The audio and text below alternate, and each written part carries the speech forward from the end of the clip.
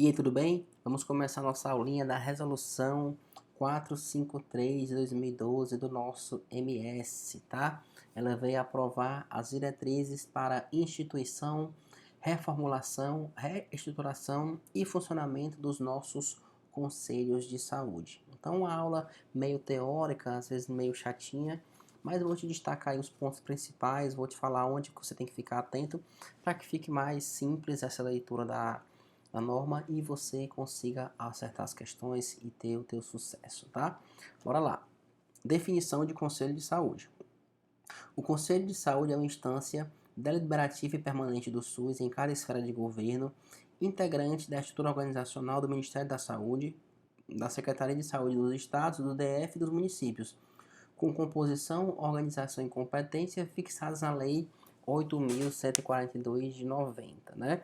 Então, ela é uma instância colegiada, ou seja, tem várias representações, ela é deliberativa, como diz aqui no próprio caput, no próprio slide, ou seja, tem poder decisório e ela é permanente, então ela não é temporária, ela não é pontual, que é o que pode cobrar na tua prova, tá?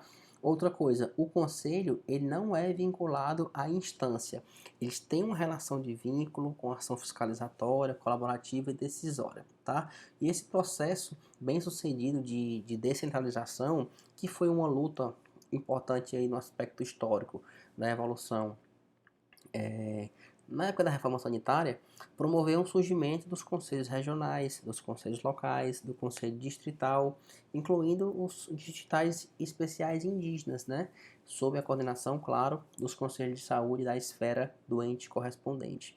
Então, a ideia do conselho de saúde é ele ser um espaço de participação da comunidade, vamos colocar assim, um espaço de participação da comunidade nas políticas públicas e na própria administração da saúde, tá? A ideia do Conselho de Saúde, ele é atuar, vou até colocar uma palavra aqui no quadro, bem importante para ti, na formulação e proposição de estratégias e, claro, no controle e na execução das políticas de saúde, inclusive no aspecto econômico e financeiro, tá? Da instituição e reformulação dos conselhos de saúde. A instituição dos conselhos de saúde é estabelecida por lei federal, estadual do DF, obedecida à lei número 8.142. Então, cada ente vai ter que fazer a sua própria legislação, seguindo as diretrizes, claro, da lei 8.142, né? Na instituição e reformulação dos conselhos de saúde, o Poder Executivo, respeitando a democracia, deve acolher as demandas da população aprovadas nas conferências de saúde e em consonância com a legislação. Essa conferência, você deve lembrar que elas ocorrem a cada 4 anos, né? A organização dos conselhos de saúde. A participação da sociedade organizada, garantida pela legislação, torna os conselhos de saúde uma instância privilegiada na proposição, discussão, acompanhamento, deliberação, avaliação e fiscalização da implementação da política de saúde. Vê que eu te falei há pouco tempo aqui, nesse slidezinho aqui, que a ideia é que tenha uma participação da comunidade nas políticas públicas e na administração da saúde. Se você salvar esse conceito, todos os artigos em si vão ficar mais claros para ti, que eles decorrem desse conceito, tá? A legislação estabelece ainda a composição paritária de usuários em relação ao conjunto dos demais segmentos representados. Então, numa telazinha branca aqui para a gente vai ver que o Conselho de Saúde ele vai ser composto por representantes de entidades, instituições e movimentos representativos dos usuários, vai ter entidades do setor de saúde, vai ter o governo e vai ter as entidades dos prestadores de serviço de saúde, tá? O presidente do Conselho de Saúde é eleito entre os membros do Conselho em reunião plenária, beleza? Nos municípios onde não tem entidade, instituição, movimento, sabe, organizado um número suficiente para compor o conselho, a eleição da representação vai ser na plenária do próprio município, promovido pelo Conselho Municipal de maneira sempre ampla e democrática. Número de conselheiros, tá? É definido e constituído em lei. Quem define são os conselhos de saúde mesmo, tá? E a própria lei diz quantos vão ser os conselheiros. E aí vai ser de acordo com a especificidade, com a necessidade local ou estadual, mas seguida essa distribuição que eu te falei aqui, tá bom? Então, a participação dos órgãos, a participação das entidades, a participação dos movimentos sociais vai ter sempre como critério a representatividade, a abrangência e a forma que isso complementa o conjunto da sociedade, tá? Bem tranquilo, né?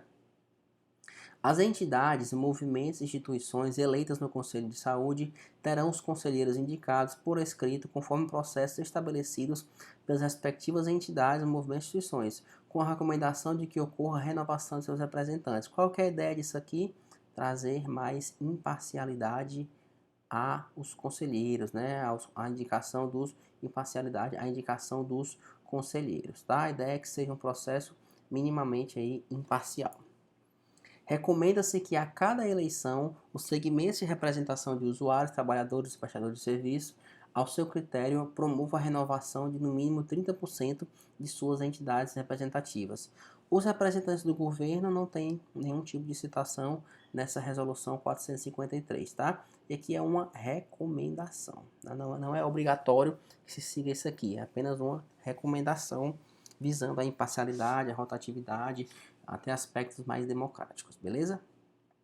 Quando não houver conselho de saúde constituído ou em atividade do município, cabe ao Conselho Estadual de Saúde assumir, junto ao Executivo Municipal, a convocação e realização da Conferência Municipal de Saúde, que vai ter como objetivo estruturar e compor o Conselho Municipal. O mesmo será atribuído ao Conselho Nacional de Saúde quando o Conselho Estadual de Saúde não estiver constituído ou em funcionamento. Então, qualquer ideia tem que ter, tem que funcionar. O município não fez, o Estado vai lá e organiza. O Estado não fez, o nacional vai lá e organiza, tá bom? Qualquer ideia é sempre subindo, né? As funções como membro do Conselho de Saúde não serão remuneradas. Aqui é questão de prova, certo? Não serão remuneradas e se considera o exercício de relevância pública e, portanto, garante a dispensa do trabalho sem prejuízo para o conselheiro. Para fins de justificativa junto aos órgãos, entidades e instituições, o Conselho de Saúde emite uma declaração de participação durante a reunião, representação, capacitação e outras atividades. Então, não é remunerada a função como membro do Conselho de Saúde, mas cuidado, pode ter uma ajuda de custo. Se precisar viajar para se encontrar todo mundo lá em Brasília, aí pode ter essa ajuda de custo. Mas a ajuda de custo é indenização, não é remuneração, tá? As três esferas de governo garantirão autonomia administrativa para o pleno funcionamento do Conselho de Saúde, dotação orçamentária, autonomia financeira e organização da Secretaria Executiva com necessidade de infraestrutura e apoio técnico, tá? Aqui vai dizer, ó, muitas questões que não tem o que? Autonomia administrativa, certo? E tem sim, beleza? Cabe ao Conselho de Saúde deliberar em relação à sua estrutura administrativa e o quadro de pessoal. Então, ele mesmo é quem faz essa deliberação. 2. O Conselho de Saúde contará com uma secretaria executiva coordenada por pessoa preparada para a função, para suporte técnico e administrativo, subordinada ao plenário do Conselho de Saúde, que define estrutura e dimensão. Então, essas pessoas que trabalham para o Conselho, elas são remuneradas, elas recebem salário, né? São funcionários, tá? Quem não recebe remuneração são os conselheiros, mas os funcionários, o corpo técnico, recebe sim. O Conselho de Saúde decide sobre o seu orçamento. O plenário do Conselho de Saúde se reunirá no mínimo a cada mês e de maneira extraordinária quando necessário, e vai ter como base o regimento interno. A pauta e o material de apoio às reuniões devem ser encaminhados aos conselheiros com antecedência mínima de 10 dias. Aqui não é dia útil, tá? 10 dias corridos. Cuidado com as pegadinhas de prova. As reuniões plenárias do Conselho de Saúde são abertas ao público e deverão acontecer em espaços e horários que possibilitem a participação da sociedade. Então, são reuniões diurnas, né? Não pode ser de noite. O Conselho de Saúde exerce suas atribuições mediante o funcionamento do plenário, que além das comissões intersetoriais estabelecidas na Lei 8080, instalará outras comissões intersetoriais e grupos de trabalho de conselheiros para ações transitórias. As comissões podem contar ou não com conselheiros como integrantes. Hoje a gente tem aí mais de 20, certo? Comissões intersetoriais. O Conselho de Saúde constituirá uma mesa diretora eleita em plenário, respeitando a paridade expressa na resolução. As decisões serão adotadas mediante quórum mínimo, metade mais um dos integrantes, ressalvados casos regimentais no qual se exige quórum especial ou maioria qualificada. Qualquer alteração na organização dos conselhos vai preservar o que está garantido em lei e deve ser proposta pelo próprio conselho e votado na reunião plenária com quórum qualificado para depois ser alterado o regimento interno e homologado pela gestão da esfera correspondente. Tô lendo contigo para que fique mais fácil de você fixar, tá? Mas esses daqui foram mais aspectos funcionais, aspectos mais práticos, não tão cobrados. Mas é bom você ter uma visão, você passar o olho pelo menos uma vez, pra você entender como é que funciona o conselho, né? A cada 4 meses deverá constar dos itens de pauta o pronunciamento do gestor das respectivas esferas de governo para que faça a prestação de contas em relatório detalhado sobre o andamento do plano de saúde, agenda da saúde, relatório de gestão, dados sobre os recursos, auditorias, produção e oferta de serviço na rede assistencial, de acordo com a lei tal e na lei complementar tal. Beleza? Aqui, ó, cuidado. Aqui a cada 4 meses, tá? Já foi 3 meses. Beleza? Mas agora é 4 meses. Então, atenção com as questões antigas que você pode resolver e atenção com o que pode ser cobrado na tua prova, tá? 4 meses. Os conselhos de saúde, com a devida justificativa, buscarão auditorias externas e independentes sobre as contas e atividades do gestor do SUS. Então, pode pedir ajuda ao Tribunal de Contas, pode pedir ajuda ao MP para fazer essas auditorias e controles, tá? 12. O Pleno do Conselho de Saúde deverá se manifestar por meio de resoluções, recomendações, moções e outros atos deliberativos.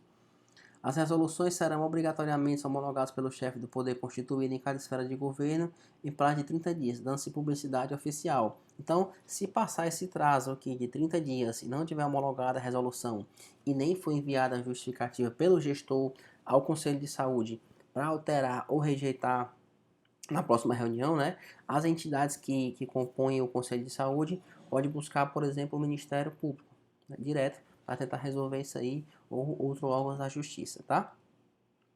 Competências. Aqui eu não vou ler contigo, mas eu peço que você dê uma pausa e leia, certo? É bem relevante, é bem importante, isso cai.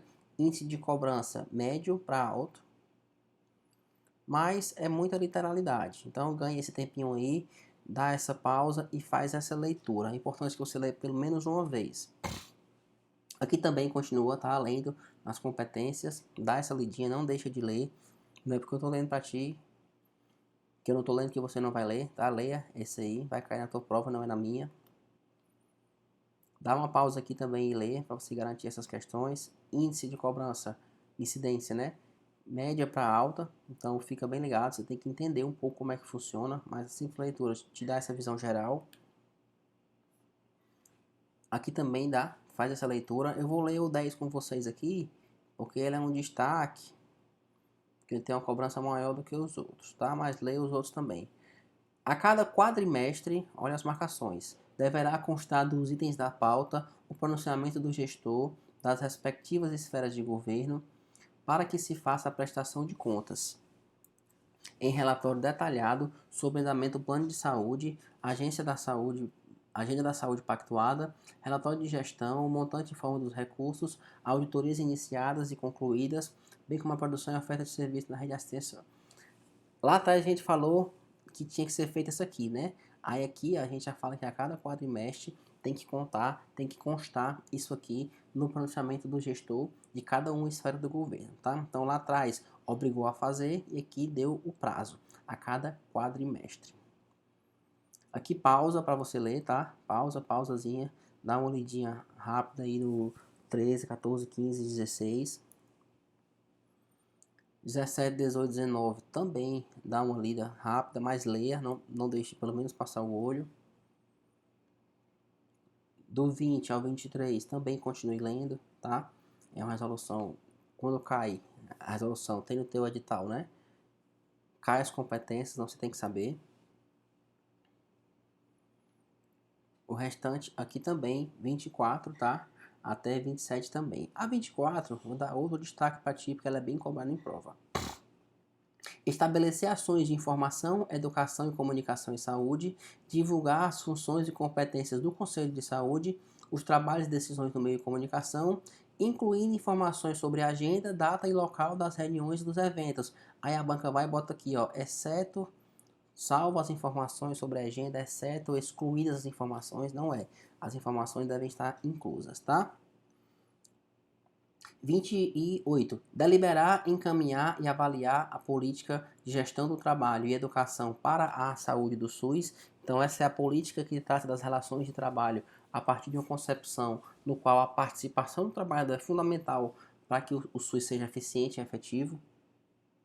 29. Acompanhar a implementação das propostas constantes do relatório da plenária do Conselho de Saúde. E 30. Atualizar periodicamente as informações sobre o Conselho de Saúde no SIACS, Sistema de Acompanhamento dos Conselhos de Saúde, que é mais uma ferramenta de informação, mais uma ferramenta de comunicação para contribuir com a efetividade do controle social, o controle realizado pelo povo. Tá? Finalizamos essa aulinha da resolução, peguei os principais pontos para ti, disse o que você tinha que ler, o que não tinha, destaquei o que era mais relevante e falei um pouco mais sobre as pegadinhas. Resolve questões sobre o assunto, qualquer coisa me chama, certo? Deixa, por favor, o teu gostei no vídeo ou a inscrição no canal. Se for os dois, melhor ainda, tá? Espero que você tenha gostado da aula e principalmente que você tenha aprendido. Bons estudos!